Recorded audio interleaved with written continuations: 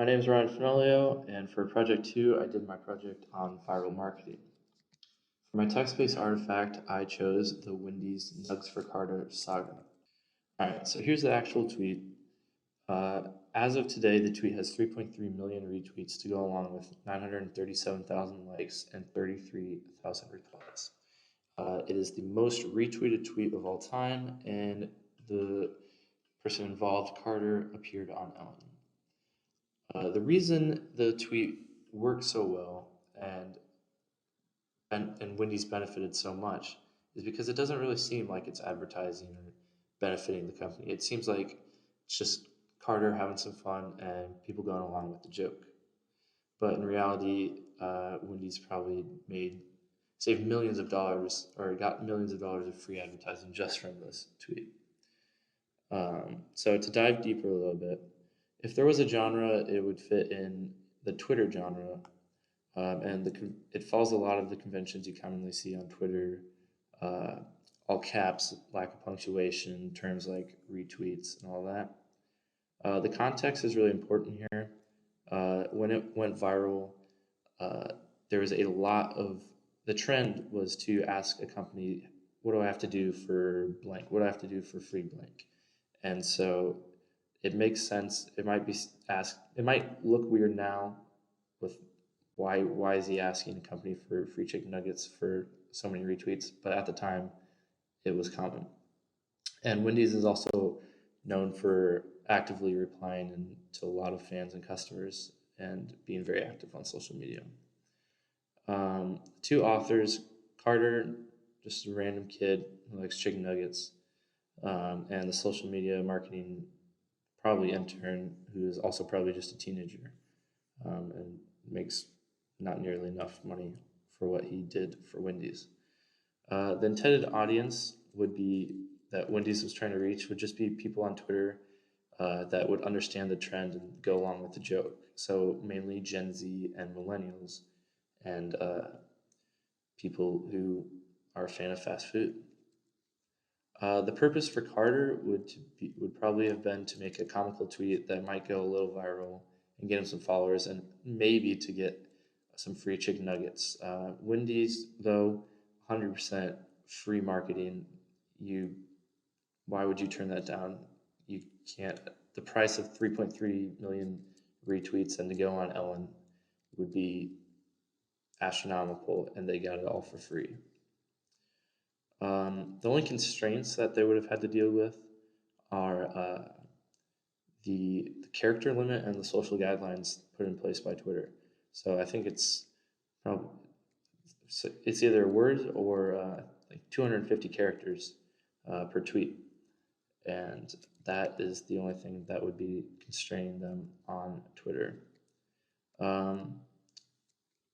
Besides that, Carter uses passive voice when he says "consider it done." That's in passive context, and very humorous, not very formal.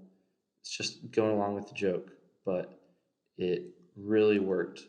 And Ethos, the Wendy's Twitter wanted to seem trustworthy because if they were to just not give him free chicken nuggets, their credibility would take a massive hit.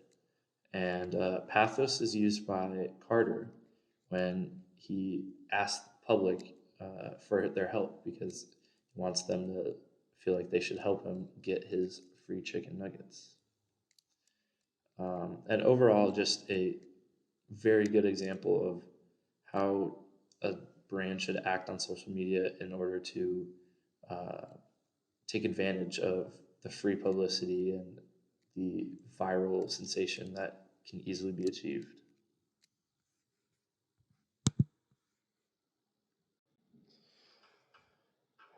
All right, for my non-text based artifact, I chose the Nike You Can't Stop Us video ad.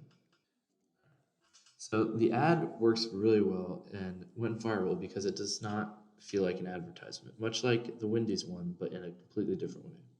It features fantastic editing and really captures the mood it is trying to set. It feels like an inspirational video about society's toughness while going through quarantine and social turmoil. There are no products explicitly advertised, but all the athletes pictured are wearing Nike gear. Instead of explicitly selling products, the video works to promote Nike's brand and make clear what they stand for. It currently has 117 million views on YouTube. The genre of the video would be just a YouTube video, preferably, or more specifically in the sports category. The conventions that it follows are the motivational feeling and the music in the video. The context of this video is also very important. When it was released, the world was in the middle of the pandemic. Things were very, very slowly opening up. The day the video released, the NBA returned to action in the bubble setting. Also, society was in social turmoil due to the murder of George Floyd and Breonna Taylor by police. The players in the NBA bubble had considered not playing in protest, but instead dedicated the season towards the Black Lives Matter movement. For author, the video is written by a screenwriter at Nike and narrated by U.S. women's national team soccer player Megan Rapinoe. The audience that Nike was trying to reach are sports fans in general. They align most with the brand's values and products, and but they could also be trying to reach a bigger audience than just sports fans because while the video shows sports, the narration talks about issues that are much, much bigger than sports. The purpose of the video on Nike's behalf, it was more than just selling any like specific products. The purpose is to promote the brand and develop the brand of Nike as a company that supports people who have to overcome uh, struggles and obstacles and still in order to be successful. The video makes you feel good as a result, and you look more positively on Nike as a brand. The medium is obviously video on YouTube. The only constraints Nike would have had here are actually kind of substantial in that they wouldn't have been able to have anyone in their studio because of the COVID-19 virus. And so everything would have had to be done remotely, which, if you think about it, especially with a video of this quality, had to have been very tough. The visuals used are a very big part of that. It shows times when athletes and other people have overcome adversity, and you also see athletes protesting inequality. Um, it's almost organized as a letter to society narrated by Megan Rapinoe. The structures, it shows, once again, people just pressing forward no matter the problems that they run into and overcoming them. The tone, it is uplifting and hopeful because it kind of seems like society might be returning to normal. But it's also very serious and formal because uh, societal inequality is a very serious issue and is something that needs to be addressed. Nike uses ethos by having Megan Rapinoe narrate the video. She has been very outspoken in the past on social issues and is on the best team in the world at her sport. So her narrating the video gives Nike a lot of credibility to the consumer. And but mainly, pathos is a huge part of this ad. The ad tugs at your heartstrings and makes you feel a lot of emotion. You feel hopeful that the pandemic might soon be over. You feel motivated. You feel determined to see something done about social inequality. Um, those are the main rhetorical uh, terms used in this ad. In comparison to the Wendy's ad, they're two very different examples of viral marketing, but they both resulted in a massive boost to their respective brands.